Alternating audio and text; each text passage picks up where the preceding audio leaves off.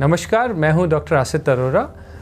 मैं एक GI surgeon हूं मैक्स हॉस्पिटल साकेत में, और आज हम बात करेंगे पित्त की थैली और उससे होने वाली विभिन्न बीमारियां जैसे कि पित्त की थैली में पथरी और कैंसर के बारे में। पित्त की थैली होती क्या है? ये एक छोटा सा थैलीनुमा ऑर्गन है जो कि लिवर या जिगर के अंडर सरफेस से जुड़ा हुआ होता है, और इसका मेन काम होता है कि जो लिवर बाइल सिक्रीट करता है वो एक्सेस अमाउंट ऑफ बाइल उसमें जाके स्टोर होता है, और जब हम खाना खाते हैं तो उस समय वो एक्स्ट्रा बाइल जो है गॉल ब्लैडर से निकल के हमारी आंतों में जाता है और खाना पचाने में हमारी मदद करता है। गॉल ब्लैडर में पथरी बनना एक बहुत ही कॉमन बीमारी है। अगर आप पूरी पॉपुलेशन को सर्वे करेंगे तो ऑलमोस्ट 30 से 50% लोगों में आपको गॉल स्टोन मिल सकते हैं। चूँकि पित्त गॉल ब्लैडर में जाके कंसंट्रेट होता है, इसी कारण से उसमें पथरी बनने की संभावना इतनी अधिक रहती है। सो अगर आपकी पित्त के अंदर कोलेस्ट्रॉल की मात्रा बहुत ज़्यादा है तो वो धीरे धीरे कोलेस्ट्रॉल जो है वो प्रेसिपिटेट होके स्टोन का रूप ले लेता है। और इसका दूसरा कारण होता है, अगर आपके गॉल ब्लैडर की कॉन्ट्रैक्टिलिटी, जिसमें गॉल ब्लैडर अपने आप को एम्प्टी करता है, अगर वो वीक हो जाए तो उसमें भी गॉल ब्लैडर में पित्त का स्टेसिस होता है, वहाँ पे वो ठहराव होता है, जिसके कारण से पथरी बन जाती है। आमतौर पर ये पथरियाँ एसिम्प्टोमेटिक होती है, यानी कि मरीज को कोई तकलीफ़ नहीं देती है। आप कभी अगर अपना एनुअल हेल्थ चेकअप कराएंगे तो हो सकता है इंसिडेंटली उसके बारे में आपको पता चले, बट ऐसी इंसिडेंटल जो पथरी होती है उसको ट्रीट करने की ज़रूरत नहीं होती है। आप उन्हें एक डॉक्टर के सुपरविजन में, ऑब्जर्वेशन में भी रख सकते हैं। पर अगर इन पथरियों के कारण से आपको सिम्टम्स हो रहे हैं, जो कि अराउंड 20 से 30% पेशेंट्स को हो सकते हैं, जो मोस्ट कॉमन सिम्टम होता है वो होता है दर्द। आपको दर्द होता है जो आपके पेट के दाहिनी तरफ में, लिवर के नीचे आपकी पसलियों की तरफ तेज़ दर्द होता है, और ये दर्द पीठ की तरफ जा सकता है और दाहिने कंधे की तरफ जा सकता है। कई बार ये दर्द बहुत असहनीय होता है, और ये दर्द इंटरमिटेंट होता है, मतलब दर्द उठता है, कुछ देर बाद बैठ जाता है, फिर बीच में काफ़ी समय तक पेन फ्री इंटरवल रहता है, और ये इंटरवल कई बार हफ्तों महीनों तक भी हो सकता है, और फिर तेज़ी से दर्द उठता है। कई बार ये दर्द प्रेसिपिटेट होता है कोई बहुत हैवी भोजन खाने से, फैटी फूड खाने से। इसके अलावा गॉल ब्लैडर की पथरी के कारण से कुछ कॉम्प्लिकेशंस भी हो सकते हैं। अगर आपको पेशेंट्स सिम्प्टोमेटिक हैं, उनको तकलीफ़ हो रही है और आप उसे निगलेक्ट करते रहें तो उसमें आगे कॉम्प्लिकेशंस होने की संभावना रहती है। पित्त की थैली से पथरी खिसक के पित्त की नस में फंस सकती है, जिससे कि जॉन्डिस हो सकता है। ये पथरी आगे खिसक के पेनक्रियास की डक्ट को ब्लॉक कर सकती है, जिससे कि तेज़ पेनक्रियास में सूजन हो सकती है, जिसे हम पेनक्रियाटाइटिस बोलते हैं, और ये अपने आप में एक बहुत जानलेवा बीमारी भी हो सकती है।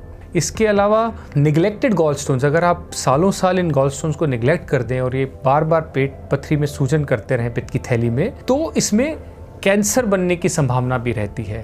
तो इन चीज़ों को निगलेक्ट नहीं करना है। अगर आपको सिम्टम्स हो रहे हैं तो तुरंत आपको डॉक्टर की सलाह लेनी है।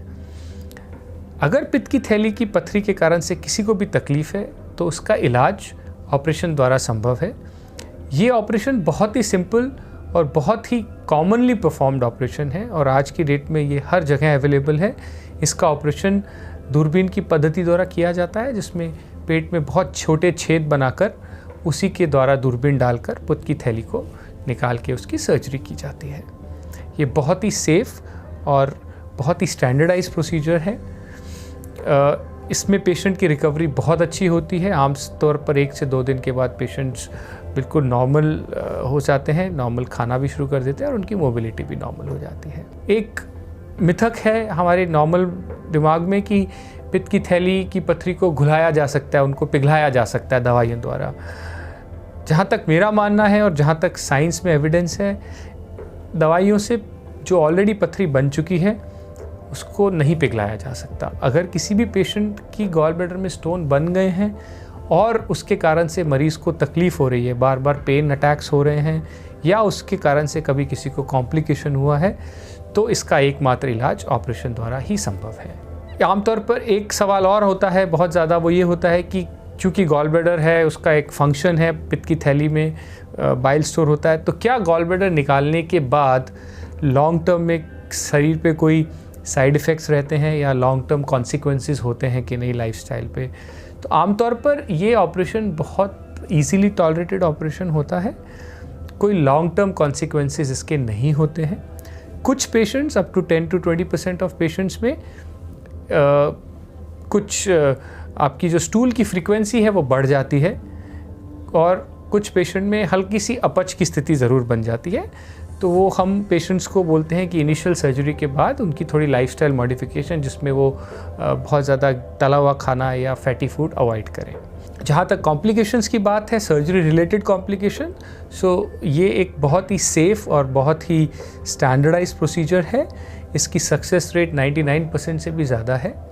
लेस देन 1% कॉम्प्लिकेशंस हैं, लेकिन जो कॉम्प्लिकेशंस इंपॉर्टेंट हैं और जो एक आम आदमी को जानने ज़रूरी है, उसमें पित्त की थैली निकालते वक्त पित्त की नस में चोट लगना, जिसे हम बाइल डक्ट इंजरी बोलते हैं और बाइल लीक बोलते हैं, और दूसरा ब्लीडिंग है।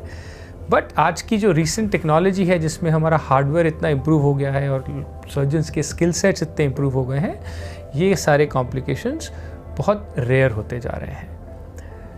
अगर कोई भी पेशेंट पित्त की थैली की पथरी से सफ़र कर रहा है जिसके कारण उसको पेन हो रहा है, तो आई सजेस्ट कि आप अपने सर्जन से कांटेक्ट करें और उसकी सलाह के अनुसार अगर आपको सर्जरी की सलाह दी जाती है तो आप सर्जरी कराएं। अगर इस विषय से संबंधित आपकी कोई भी क्वेश्चंस हैं तो आप मैसेज बॉक्स में टाइप करके भेज सकते हैं।